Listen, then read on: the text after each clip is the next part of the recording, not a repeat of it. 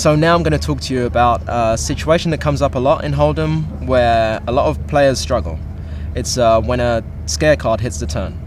So, for example, let's say you defended pre-flop from the big blind with 10 jack suited, and the flop comes 10 high. Let's say 10-5-4, for example, and you check it over to your opponent, and your opponent bets.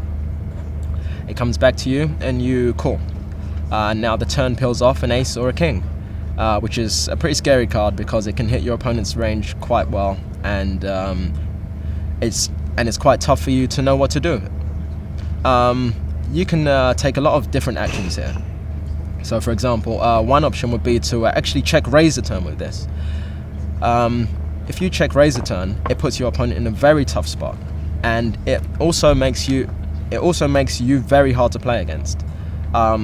Even if your opponent actually has an ace in his hand, then it's actually very difficult for him to continue, because you could easily have a hand which could have just made two pair, such as like ace-5, ace-4, or even ace-10. And you could have been slow playing a set. There's all sorts of hands you're representing now that makes it very difficult for your opponent to continue, even if he has like one of the top hands in his range, such as ace-king. So it makes you very hard to play against. And when you do get called in this spot, it's possible that your opponent also has turned a draw, like a big draw, like a queen-jack type of hand. So when the river does brick off in this spot, you can bet big on the river, or you can check. It works a lot better when you're in position on the turn. So for example, opponent raises an early position and you call from the button, and your opponent leads on the flop, and you call, and now the turn comes a big scare card that you find that's difficult to play, and he leads again. If you raise now in position, it puts him in a very tough spot. He can't really call with many draws because you might have a draw yourself, and it just puts him in a very difficult spot, and he has to fold a lot of his hands.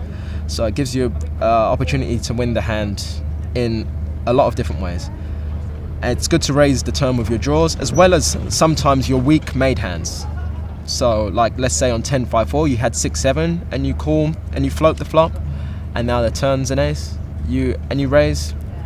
He's gonna fold sometimes his aces, a lot of his draws, and it's just a really good play.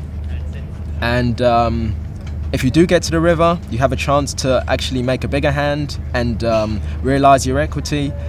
And let's say you do have some showdown value, you can just check it back on the river, and sometimes you're going to have the best hand because he will have a draw. Sometimes scare cards you can use to your advantage and make it even scarier.